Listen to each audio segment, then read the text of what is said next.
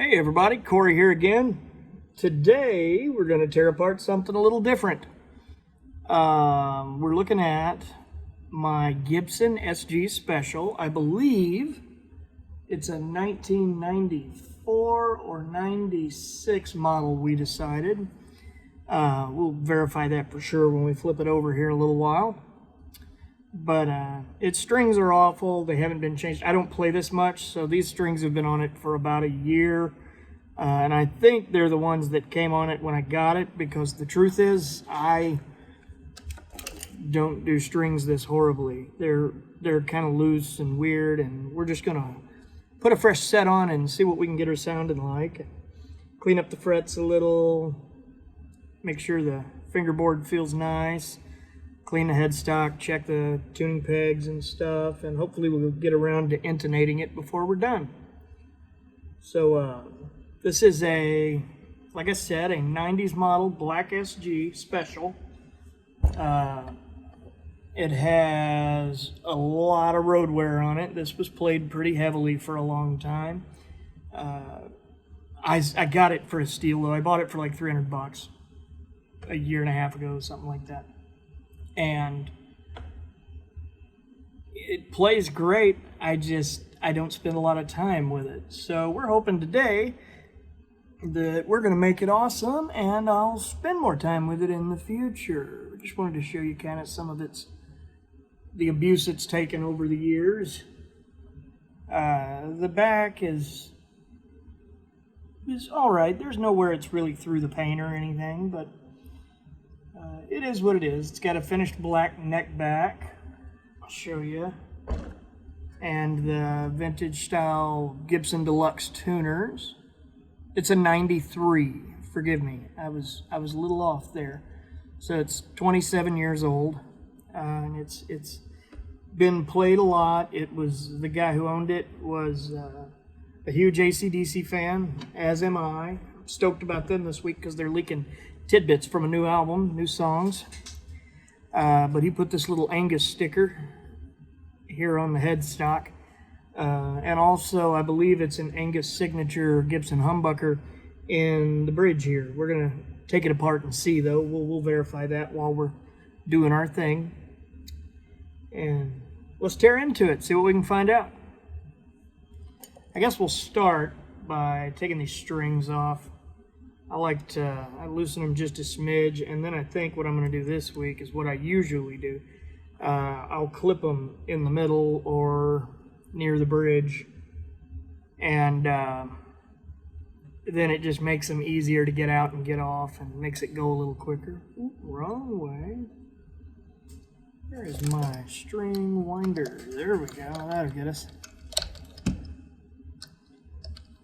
Loosen them up a little. They don't have to be completely loose. We want to check the tightness of these tuners too. I can already tell some of the nuts are loose. Start here, getting these clipped. My clippers suck. I've got to get a new set. They have, oh, there's what's wrong. My spring went crazy. It's flipped all out. Let's see if we can, there we go. We got that back together. I don't know how right it is. Looks like one of the ends has come off. And these are cheap crap from Harbor Freight.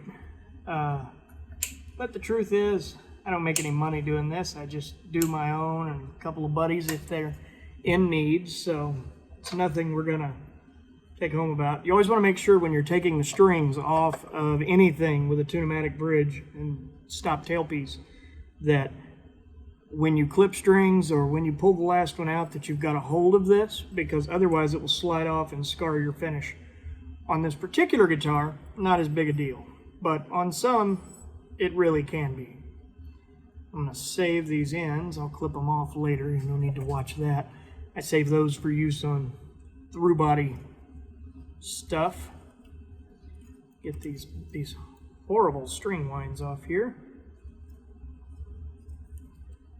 Boy, it's clumsy. There's 15 wraps on every one of them. Oh goodness, I enjoy this guitar though. Like I said, I always wanted an SG. I've never had one, and I didn't want to spend a fortune.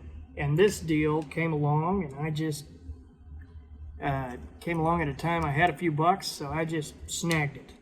And it's fun, but for whatever reason, I don't spend much time playing it. So we're gonna try to fix that today. Take these. Something I do before I throw them in a trash can is I tie them in a knot. That way, they don't come out of the trash can or explode in the trash can. And some of them hop out, some of them stay. So we got those tossed now. Everything looks all right on the tailpiece. I always like to check in here for burrs or string ball ends or any out of the ordinary stuff. Nothing too fancy. Now we are gonna have to remove the bridge to take this pickguard off. I don't know if we're not gonna take that pickguard off because I don't want to change how high the strings sit. All right.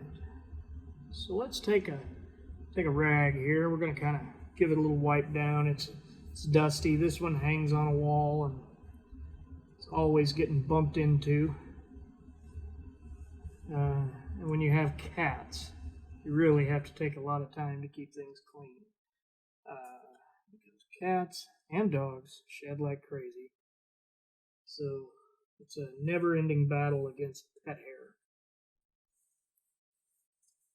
Just gonna kind of knock the dust off it. You can see from its condition, it's not one that's going to get too in-depth of a polish here. You just want to get rid of the dirt. The fingerboard is reasonably clean. It doesn't seem too awful dry. So probably what we're going to do with the fingerboard is after we do the frets, because like I said, I kind of always polish the frets, especially on ones I haven't done in a while. We're going to polish these, and then we're going to put a light coat of lemon oil on it, not like I have on the last couple that were so very, very dry. So we're just going to give this the baby. I don't think this one even needs naphtha on the fingerboard. It looks pretty good. The frets all look good. I don't see a single divot or pockmark in them, which is great because there's always something. Something I'm going to get soon is a micro mesh kit for doing this. That way I'm not throwing man, my brain's not working today. That way I'm not throwing little metal shavings everywhere. So I guess let's check out the headstock first here before we get into the fingerboard. Let's see how all of these feel. That one's very loose. Usually, finger tight is about good enough on these, as long as they're pretty snug. That one was really loose too. That's good. That's good. That's good. Only the low E and the D string tuners were a little off. So that's good. Usually, almost invariably, something will be a little loose up here. But you want to keep an eye on it because, you know, it's something you can easily remedy, easily fix. This guitar also has a reasonably new bone nut on it, which is nice. So much of what you buy now has Graphtec or plastic. I'm not anti-Graphtec. I like those just fine. But at the same time, I'm kind of old school. I have a thing for bones, so we're going to get some graphite down in here real good. As deep as we can in the bigger ones at least. Try to really hit that G string because as I recall, this is, well, I mean, it's a Gibson thing, but this particular guitar hangs pretty good on the G as I recall. So we're just going to lube these suckers up real nice.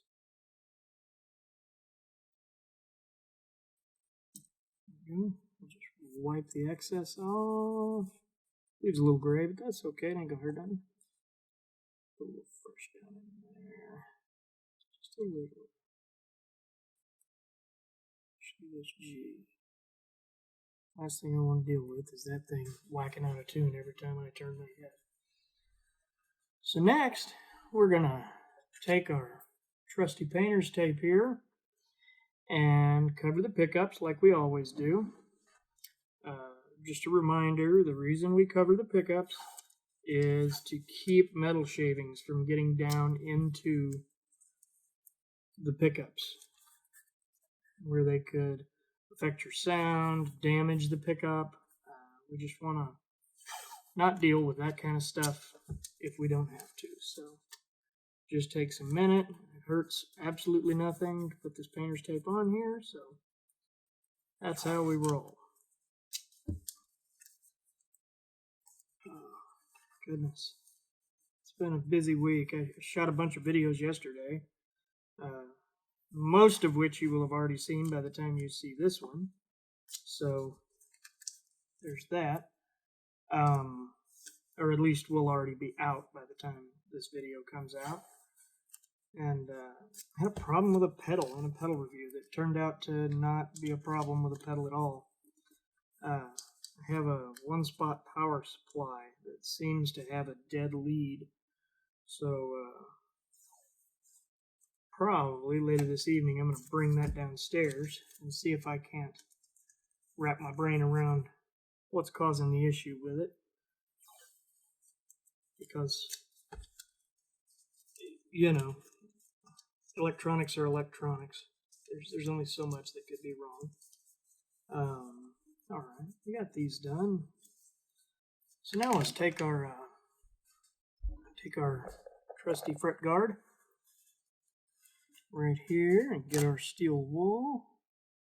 You know what? I've got a wider fret guard if I can. Hang on.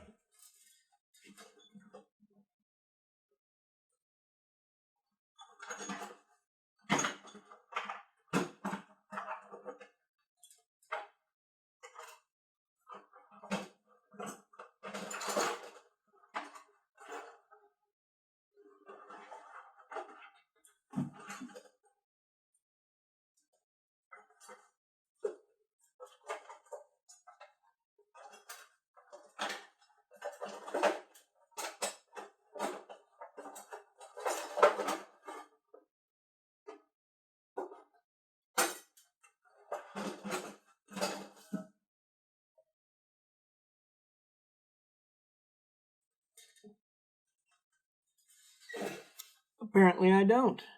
Or I do, and God knows where it is. So we're gonna do it with the skinny one. It's not gonna hurt anything.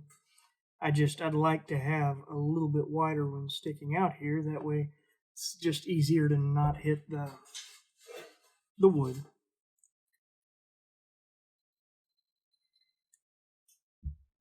Here we go.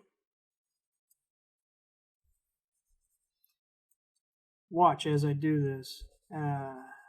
Every time I finish a fret, you'll be able to see a big difference in how it looks compared to the next one, because these particular frets are pretty grimy. Yeah. Can you tell? All of that grime, that causes friction. So when you're playing, your note bends are less smooth, things like that.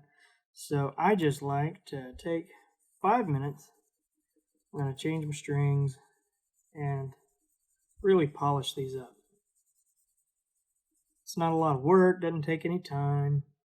I use steel wool, just so you know, if you ever do this, get the finest steel wool you can find, because your goal here isn't to remove material. Your goal is to just get rid of the grime and make them slick as snot.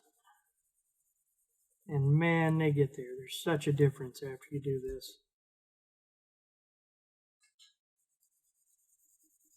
And you can tell just by looking at them there's a difference, but I like the frets on this guitar. They're a little wide, a little tall, they're pretty big. I would like to say like a medium jumbo, but they may be just a jumbo. Oh, yeah. Boy, these are really shining up compared to some I've done. Man, I can even see it in the screen you're looking at. Oh, usually it's not quite that obvious, but this is a guitar that gets played less. So it sits and it tarnishes a little more. So we just gotta make sure it gets a few extra minutes when we're doing our thing.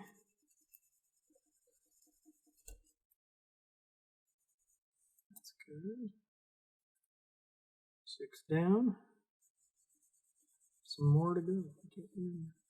This is 21 frets.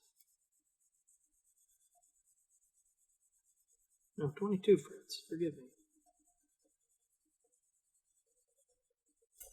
Whoop.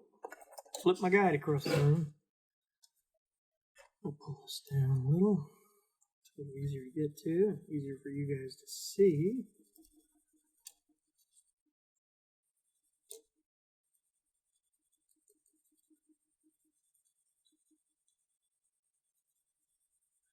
This is, when you buy a cheap guitar, this is just a minor thing you can do when you get home that will really, you want to change the strings on a cheap guitar anyways if you buy it new, because they usually use garbage strings. But when you get home, put some fresh strings on, and before you put them on, take a minute to do this, because you know, when you get a cheap guitar, a lot of times there'll be residue from machine oil, other stuff. You never know how long it's been sitting in a box somewhere or hanging on a wall in a guitar center. Essentially, time causes this tarnishing and oxidation. So, you know, and it's not a big deal. It's totally normal. And if you don't want to do it, you don't have to. It's your guitar, do what you want, like I've said before. But I really find this to be beneficial, and I think you will too, especially if you're taking a cheap guitar and trying to make it play better than it's going to. Because the biggest difference in most cheap guitars, in my opinion, and frankly in most opinions, is the amount of time they spend giving you nice frets. You know, with a cheap guitar, get cheap frets. You'll, like on this one here, I mean, it's Gibson's cheaper end, but you don't feel a fret edge anywhere. On a cheap guitar, that is very different. All right, looks like we're back here at number 12. A little over halfway. That's good. Just polishing away.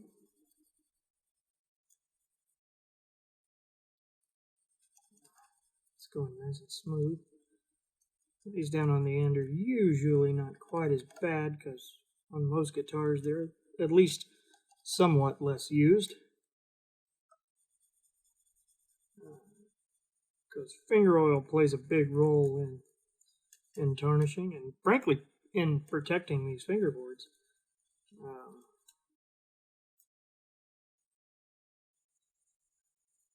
The only thing I wish this had is, and this is just because it's a special, is I have a thing for the trapezoid inlays. I like the trapezoid inlays, and I like the inlaid Gibson logo.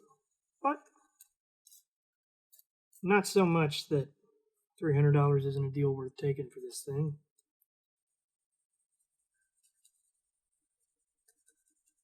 When I'm feeling extra Angusy, as I do sometimes, you'll hear me on here occasionally noodling around. I've always got an AC/DC riff of one sort or another, and I obviously will with this today because you can't pick up an SG and not play a whole lot of Rosie or something, you know. Almost there. Just a few more to go. And they're going nice and fast.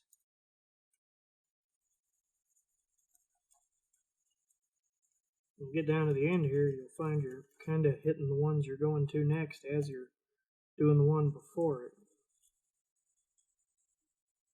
Kind of helps speed it along a little.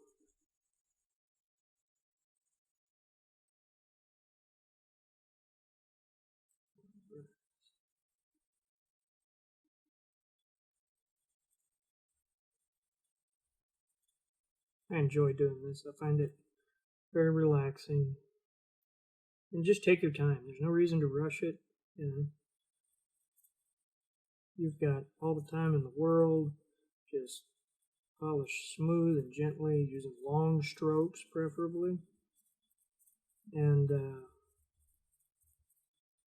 you'll notice a heck of a difference. All right. Oh yeah, those are great. Let's find. That's my oil rag. That's my naphtha rag. Let's find a rag for wiping off steel wool. Another t-shirt shred. I'm going to put a link to these up. I'll find you an Amazon affiliate link for them. These just shredded t-shirts, man. These are fantastic for all kinds of guitar work. It's soft material. It's very disposable because you get a giant bag of them for, you know, $5 or less. I can't remember. But they're great to have around the shop. You can throw them in the laundry. They'll survive that quite a few times if you want to keep them around. All right, that's looking good. It's looking good.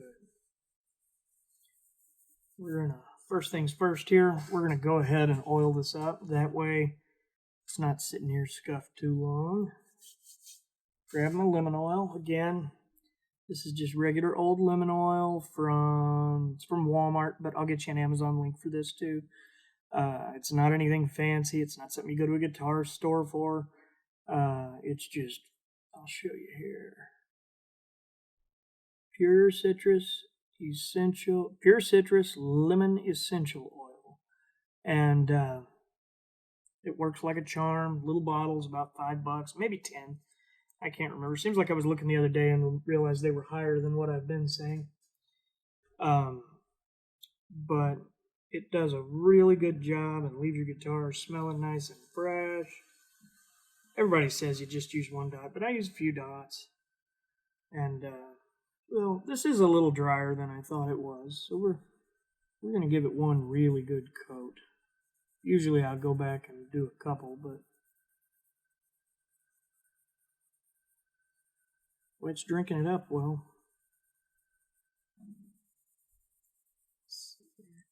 I always like to kind of use my fingernail too to make sure I'm getting right up to the frets. That way you don't have little spots of wood that aren't protected. This essentially just sinks in and keeps the wood a little bit moist, keeps it from cracking anymore. Because, you know, with rosewood like this is, there's obviously little cracks all throughout it, little pore gaps and things. I don't know what you call them, so we're calling them pore gaps. It's probably a BS thing to say, but that's okay. You want to really get in those cracks. That way you coat it all very well. Yeah, still covering. As you can see, if you get a good amount on your rag, you know, 4 or 5 dots is what I use. You can get a whole fretboard and get it pretty good. We may actually do a second one on this just because, you know, it's been sitting for a long time in the living room with good old dry electric heat. So probably wouldn't hurt it at all to get a little extra. Yeah, let's do that. Because it soaked that sucker up real quick and good.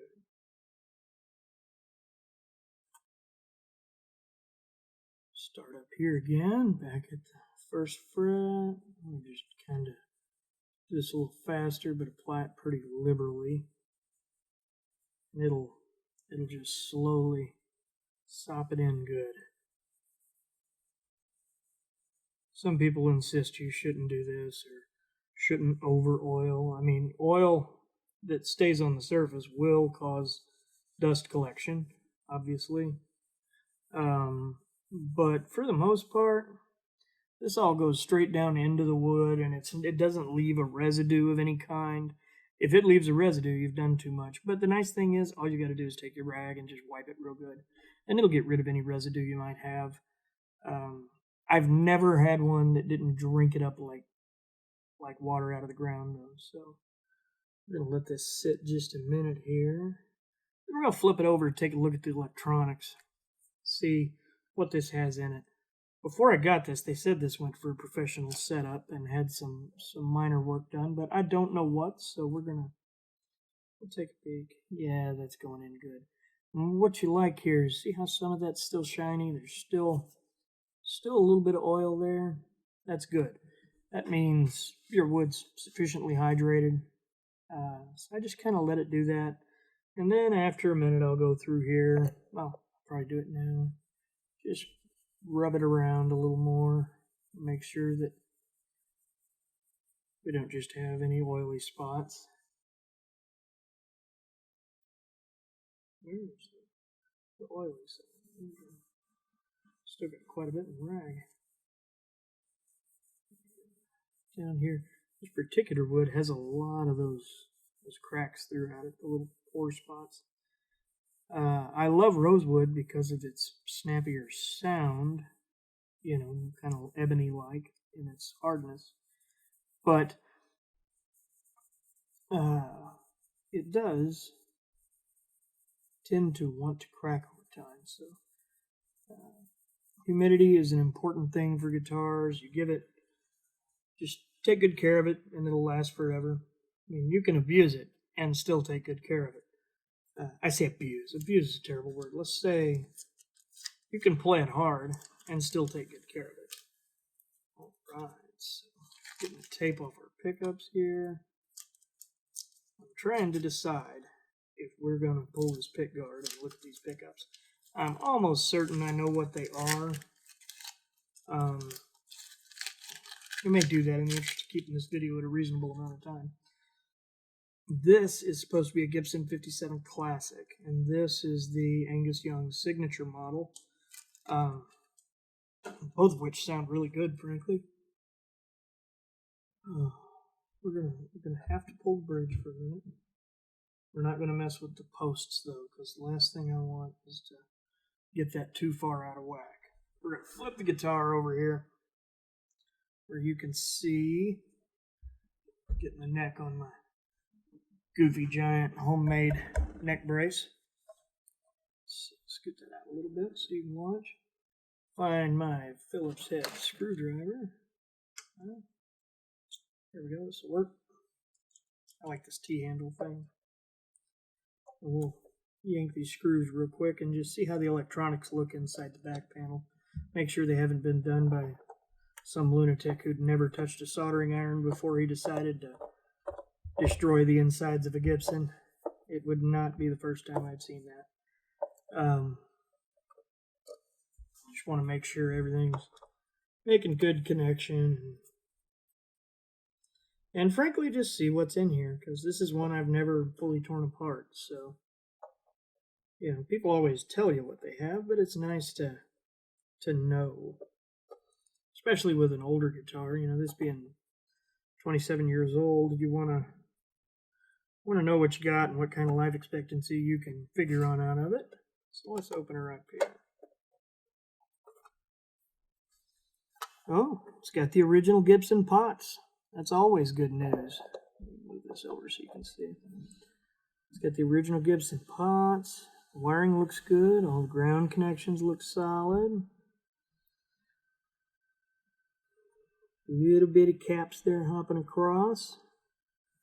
There's a jack. Jack's definitely solid. Switch looks good. Yeah, I think this is all, aside from where they connected the signature pickup in down here, this is all brand new. We're going to take a little flashlight here. I see a spot that could be not too pretty. Yeah, there's not a lot of solder here where that Angus Young pickup is connected to the volume pot. So we're gonna real quick fire up the soldering iron here and just put a little dot there to polish that up a little bit. Get out, I have a nice soldering station here. I say nice, it's nothing expensive or fancy, but it does the job for me. Let's see, get our flux open. Hopefully you guys have some experience with soldering. If you don't, get some odds and ends. If you've got any junk parts laying around, or you know, a crap guitar you're never going to work on again, I bought a couple in the beginning just so I could use those to learn to solder, to learn about guitar electronics a little more, and to get a good wrap on how things work. That's okay. Boy, those are all weak. We're gonna get this red wire first. That's our first priority. Because there's no way that's making a great connection. I mean, all of these have way more motion in them than they should. It's probably not the ideal way to do it. I pre-flux everything I do, which everybody should, using this. I use a lead-free tinning flux. I get this at Lowe's. It's like $5 or less. And I've been using this same one for close to a year. Now, I don't solder every day, but I definitely solder something every week because I dabble in amp repair. But what I like to do here in this instance is I'm going to go in and I'm going to flux up this connector real good because we're going to come in here and heat that up and just add some solder because it looks like it's just barely connected. So now we're going to turn on the solder station, figure out what temperature we need. Why is my solder station not coming on?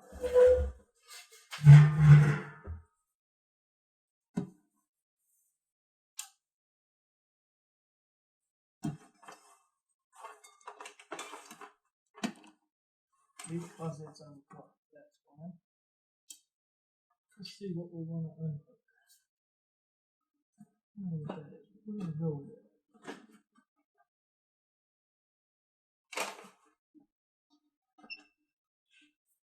Alright, now our soldering station is hooked up. Let's see. We're going to turn it on. It's in the 750 degree range. I don't think we need quite that much. We're going to go down to like 700. I would normally do it a little lower, but I'd like to just get in, touch it, and get off because the insulation on these wires is really thin. The last thing I want is to have them melt on me.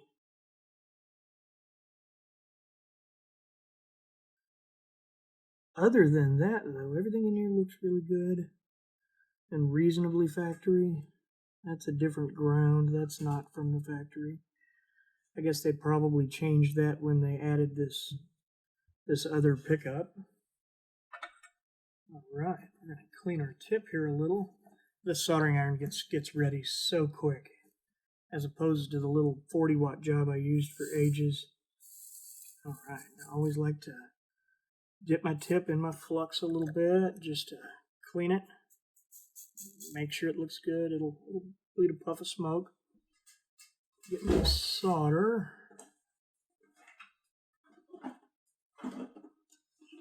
Thought I had it out, but I guess I did not. For the moment, I've always used leaded solder because I just felt I had better luck with it. But recently I got into a bind and had to start using this lead-free solder that I've got now that came with my solder station. I'll put a link to my solder station as well in here. This thing is really great. And what we'll do, and frankly this has worked fantastic for me, which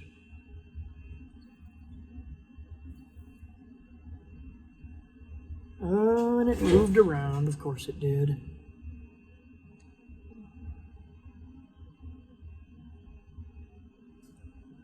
Alright, there we go. Now it's wobbled over a little sideways. We can put a much better connection on this. Yeah. There we go. That's more like it. Now let's I'm going to put my soldering iron back in its little bay here. I want to take a look at these two ground wires that are so pathetically connected. See if we can pull this back a little. pull this insulation. It looks like someone's put some heat shrink on it. I hope there's not a place where they've added wire in it. We're going to pull that back and pop it loose. It should not pop loose that easy. Little one here is connected moderately okay. So what we're going to do is, I've got to be a little hotter to solder to a pot. Pots are a thicker metal and they're a little trickier to solder to. So we're going to go up a few degrees. Get some fresh flux out like we always do. Then we're going to flux right here on top of this pot. And make sure to get the wire good, and we're going to do there, and then we're going to do both of these wires because that'll make our life easier. Little extra flux might leave it dirty, but it tends to make the job easier in my opinion. We're going to, real quick here,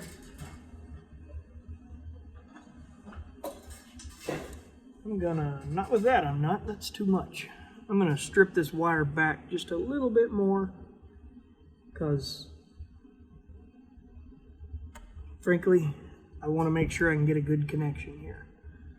So what we're gonna do is lay both of these puppies right here and hope that they will stay still long enough to connect.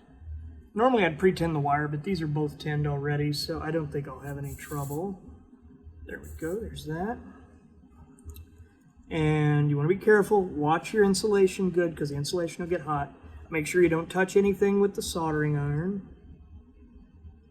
I'm going to just stick the soldering iron here onto the pot, and we're going to try to get a little bit of this onto the top of the pot. It's always tricky, or to at least melt it to the existing bubble there in a better way than what it was.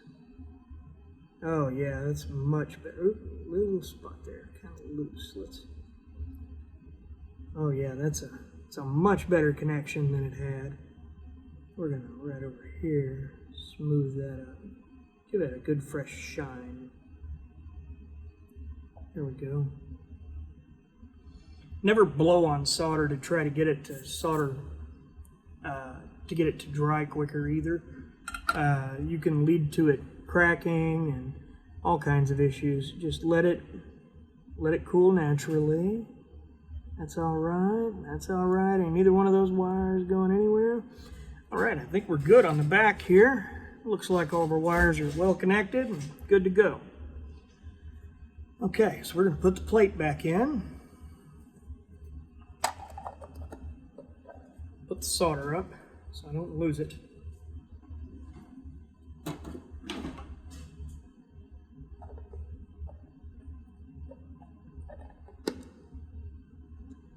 Yeah, I remember thinking these pickups didn't sound as full as they should have, that Angus especially. And I'm certain that played a big role in it, because your pickups really need a solid, firm connection. You can't just half-ass those. And if you don't know what you're doing, soldering most of pickups is just fine. But when you get to soldering on the pots, you know, those are tricky. And if your soldering iron doesn't get hot enough, you'll never get it to stick good and flow into things. And that's what you're looking for. You want your solder to flow into whatever you're doing. Alright, I've almost got the back done here.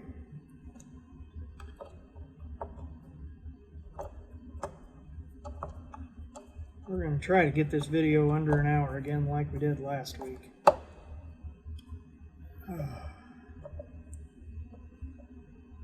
Because these take forever to process when you do. Whoops. Alright, we got that. Checked everything out. Turn our soldering iron and station off. Real quick, stick my gun down in. I've got this gold steel wool stuff here that kind of helps treat it, and I like to stick it in some flux to help cool it. That way it stays nice and shiny when it gets cool, when it gets cold, and kind of keeps itself from having problems. I don't think we're going to do anything to the body of this. I think we're going to just leave it the heck alone. But we're going to turn the guitar around now. That way we can put the bridge back on. Never like to change the bridge without having it sitting exactly like it was when I took it off. Because man, you can get into some headaches with these bridges. So that's that. Looks like fingerboard dried really well. Smooth, feels good and hydrated. Tuning keys are all good. Let's check the backs of the tuning keys and make sure none of the... Oh, dang it. See, that's what you don't do, is flip it over. It's a Gibson ABR1 bridge. Figured I'd show you that while we had it off. And let's check these out. Is everything on the back good and tight? You want to make sure these screws haven't gotten loose too. Usually these do better than the ones on the top, because the ones on the top have a lot of pressure on them. Okay, so now we're going to put our bridge back on. Make sure that's where we want it. And get out our strings. Let's get this sucker back up and rolling. Where are they? Here they are. Once again this week, I'm using standard Ernie Ball regular slinkies, 10 to 46. These are my go-to on everything. I thought I had a set of 9s, and I'd considered putting 9s on this, but I couldn't find them when it was time to go, so regular slinkies it is. Let's see. I'm going to start with the low E, because I feel like it gives a little added strength to hold the bridge in place, or the tailpiece. So take it, I'll run it through the low E slot, slide it back here, exactly where it was, make sure your string's on. Oh, something else we're going to do real fast here. You may not even be able to see me do it. I'm going to add a little graphite into each of the saddle slots. I just like to, anything you can lube up. Friction is your enemy as a guitarist. Anything you can keep feeling natural and smooth, that is a good thing. This guitar could really use some new saddles, frankly. The low end's good, but the other stuff's kind of leaves some room for improvement, in my opinion. Okay, so we're going to go about there, back. Alright, going to go back and go under the string. And supposedly this helps lock them. So we're going to see what happens.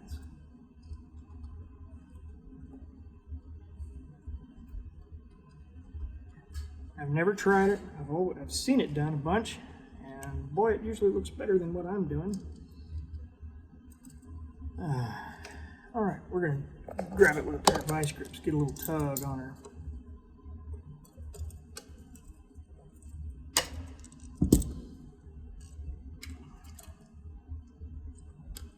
There we go. There we go. That's how I want it.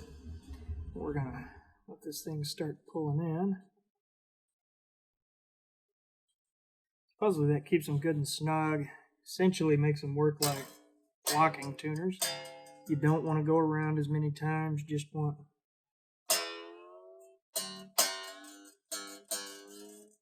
turn and a half's what I was told. So there we go. That keeps your bridge in place, keeps your tailpiece in place. Let's go ahead and clip this off. Lost my cutters.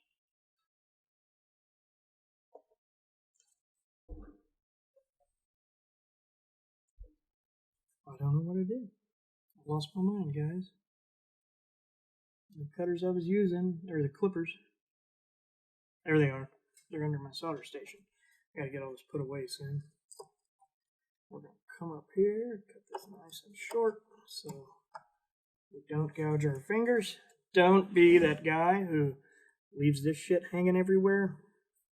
Nobody likes that guy. No, they think they're unique, but nobody likes that guy. Now, if you want to be cool, leave one stubbed up a little bit that you can stick a cigarette on. It's okay. Worked for Eddie Van Halen, good enough for me. But otherwise, let's just don't do the douchey thing.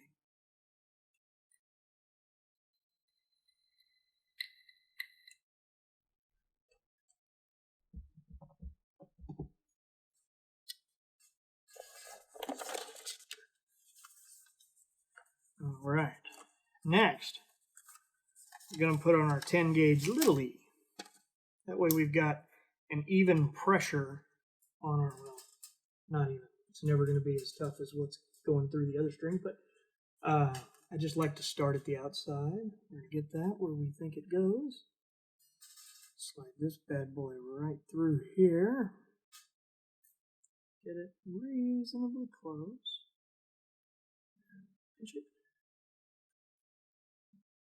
Slide around, bring it through. We're going to tighten this puppy down. I always see this trick for how to do strings. Boy, that's not how it's supposed to look. But we're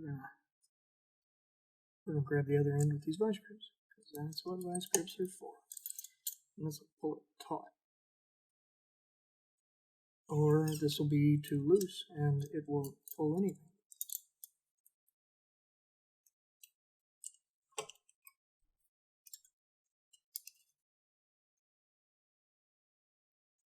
Okay, here we go. Wrap it around.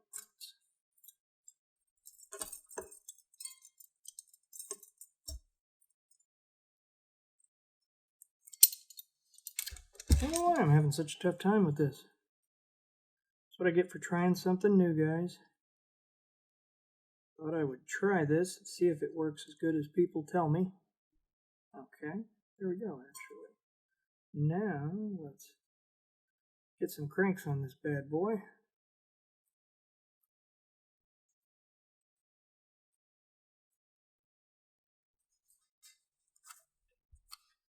There we go.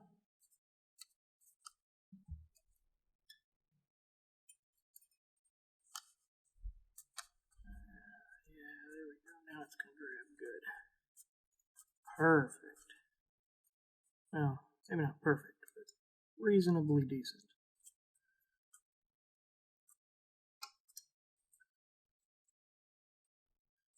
Try to think outside the box, and this is what it gets me. A headache. Oh. Dang, E-string hopped off the saddle there. Okay.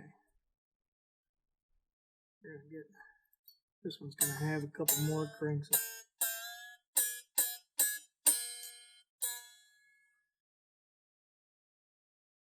That's good. Very good.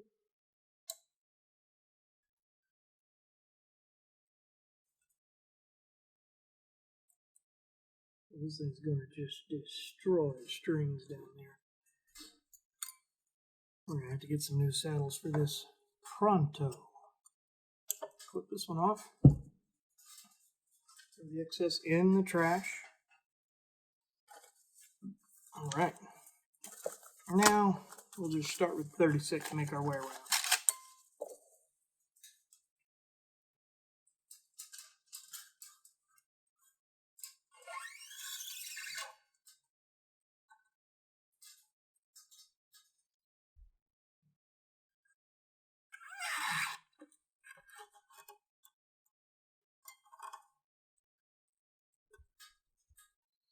Alright, that's going to be the trick. Put it tight.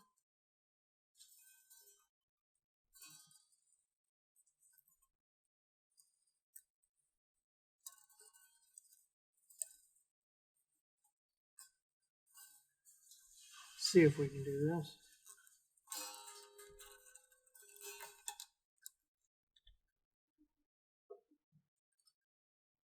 No, we're not going to do that.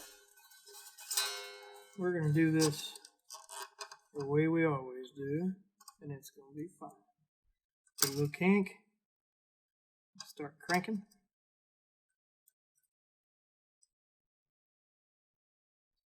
Got more slack in there.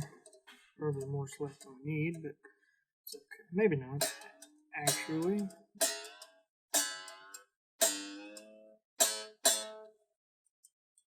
stretch on that. It's actually less slack than we needed. Go figure. It's okay. We'll work from there.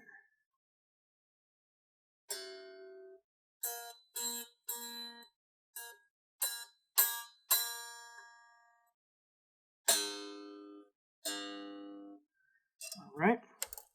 Flip off our A string.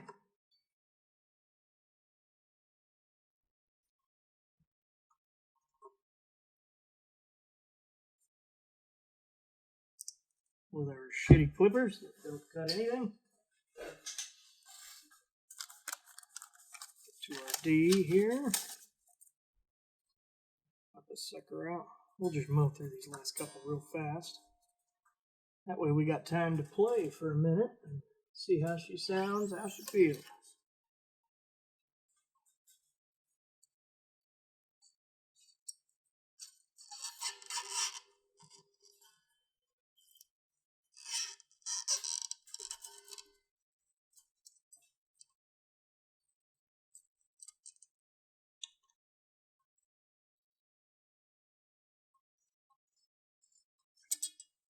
There we go.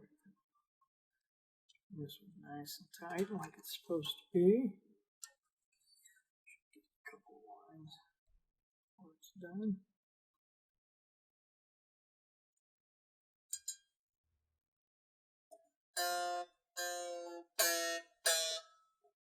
There we go.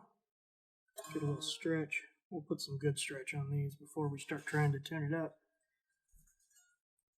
That way we know for sure what we're dealing with. 4 down, 2 to go. 17 gauge G string.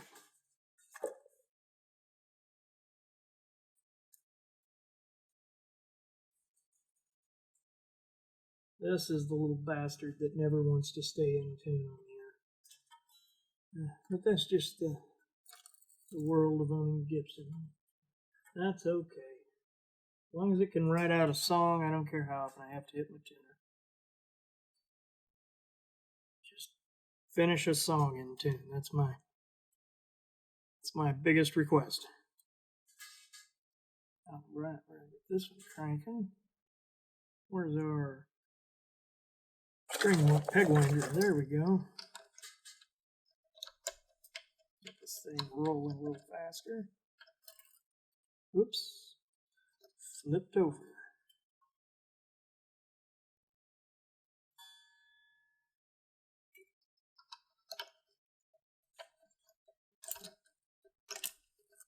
Oh, man. This has been a pain in my ass, guys. We're just not going to use a peg winder. Can't keep tension the way I want to keep it using a peg winder.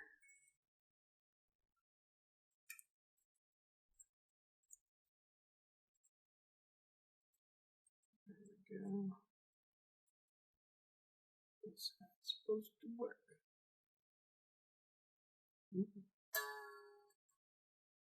Oops. Wrong nut slot. Pop out of the bridge saddle. Go freaking figure. So, alright. Loosen her a bit.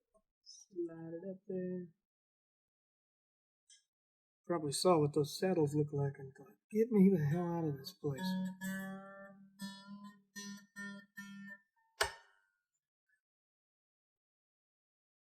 That again? No. Just tightening up on the tuner. Give these a good stretch as we go. Then we're going to give them another good stretch right before we're done. We got 1 string left. Come on. Clip, damn you. Clip, man, clip. Ah, 13 gauge B string. Oh, yeah. In a minute, we'll be playing an SG. That's what we do.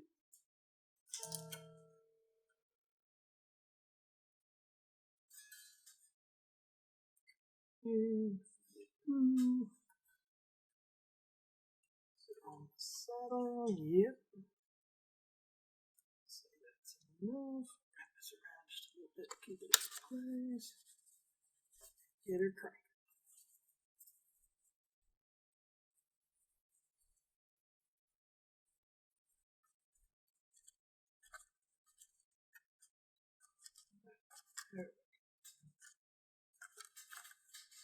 Cranking good, cranking good. I'm not going to use that damn peg winder again. Every time I use one of those, I know everybody uses them and they work fine, but every time I use one of those, I have some kind of a headache.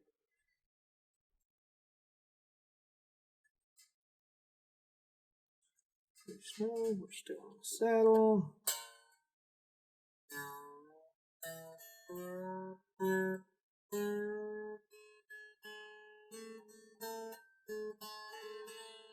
All right, we can call that good. Clip the end off this little B string here. Now, I'm going to take a short break, get it into tune, and we'll hook it up to the little Vox MV50 here on my bench and see what we got. Hey everybody, got it finished up, strung, tuned, fixed that pickup. That sounds great now. It's a lot more punchy. It's kind of like a hotter wound PEF is kind of what it feels like. I haven't read up on it. I need to read up on it and see what it actually is, because the other guy put this in, I didn't. I've got the original that goes there. I just haven't done anything with it. So let's just jam through this for a minute, see how she sounds. We're going to play some AC/DC because, damn it, it's AC/DC week, and this is an AC/DC guitar, so that's what we're going to do.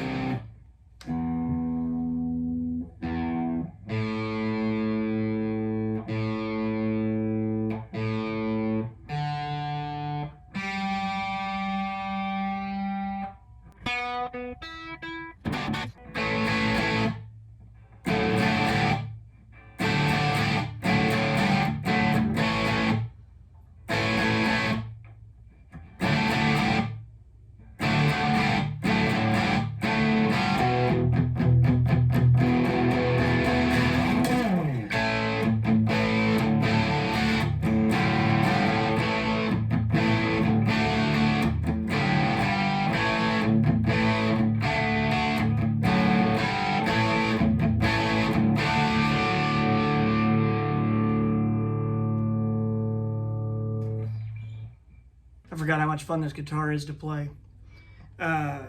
Reasonably speaking, it doesn't neck dive as bad as some I've played, but I forgot how much I enjoyed an SG. It's spanky, it's fun, it's got a little fat neck.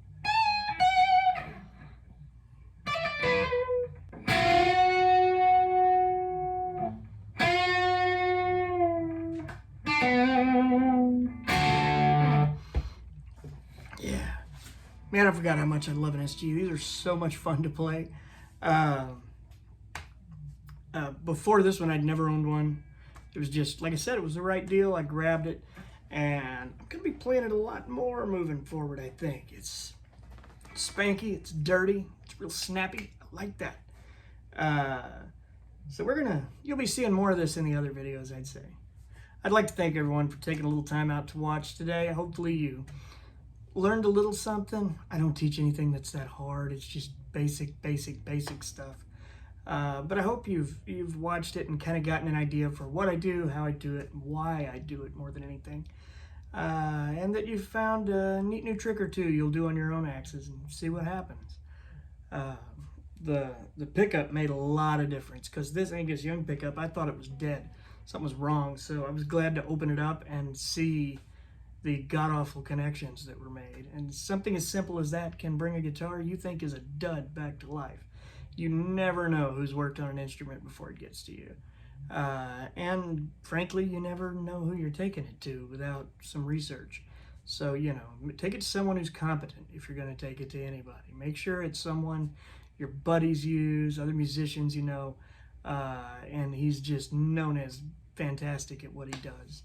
Because these things are expensive. You don't want to put it in the hands of just any idiot like me. I mean, why would you do that? So, hopefully you learned a little something. I appreciate you taking the time to watch. Please give us a thumbs up, like the video, subscribe to the channel, and ring the little bell. That helps us out a lot. and look forward to seeing you again real soon. Next week, I'm not sure what we're going to tear into next. Maybe an amp, maybe a pedal. I don't know. We're going to do something new. I've got 2 or 3 amps backed up here that I need to work on. I've got a Vox AC30 sitting right here that needs a tube job, so that should be pretty easy. We've just got to wait for it to get here. So that may be what our next one is. Don't know though. Could change. Either way, thanks again. We'll catch you next time.